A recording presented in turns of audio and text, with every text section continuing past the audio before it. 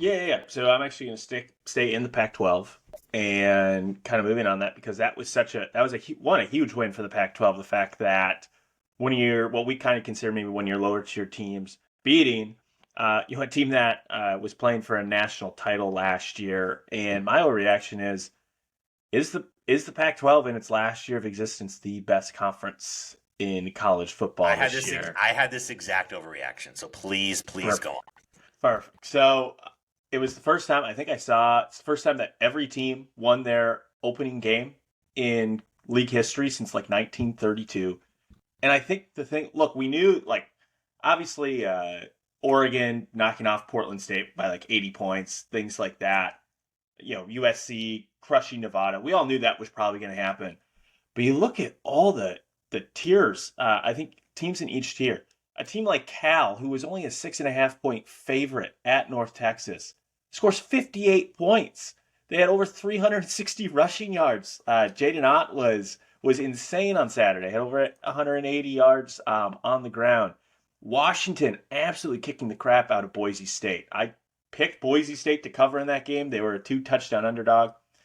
Washington basically picks up where they were last year and wins that one 56-19. Wazoo absolutely drubbing.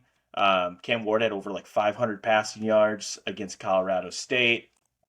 You look at Oregon State. We talked about them maybe being a potential dark horse in the Pac-12. They go on the road at San Jose State, and that game is not really close. DJU looks really, really good. And even Stanford, after Hawaii almost beat Vandy last week, I think that line for Stanford Hawaii went down from like 10.5 to like 3.5 before kick.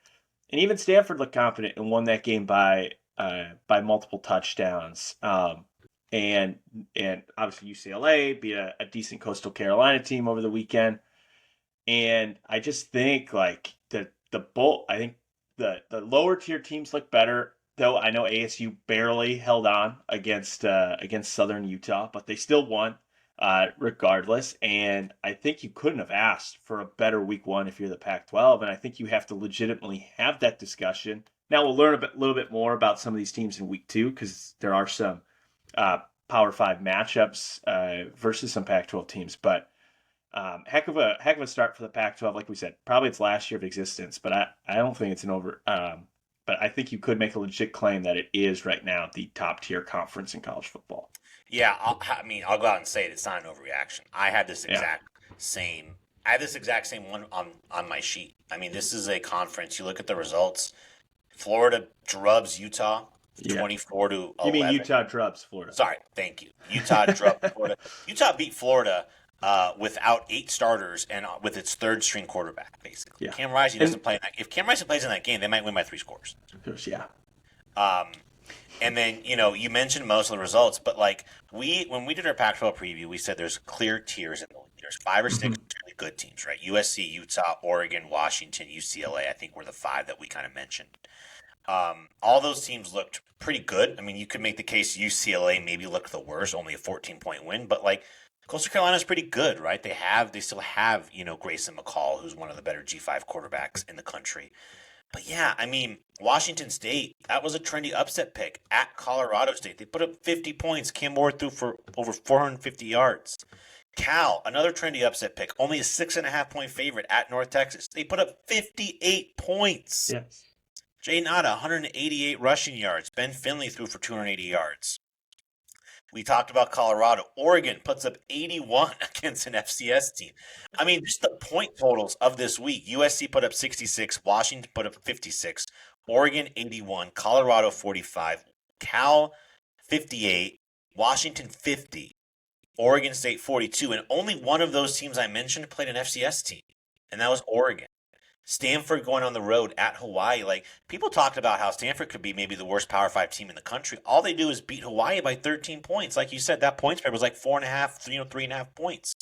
Really impressive. And if the bottom half of this league can be pretty good, or I guess can be somewhat competent. I remember like you had Colorado 1-11, you had Stanford was like 3-9, ASU was 3-9. I mean, just it was certainly a tiered system last year in the pack.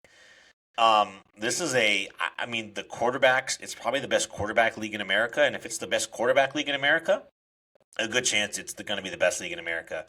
Absolutely hilarious and poetic justice that this is happening as the league collapses.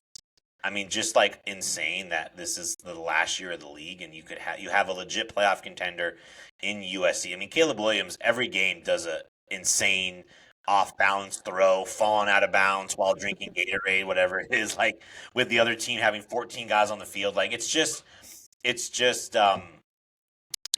a really fun time in the Pac-12. It's gonna be a really fun year in the conference. So, kind of going off of that, I'm gonna give you the opposite overreaction.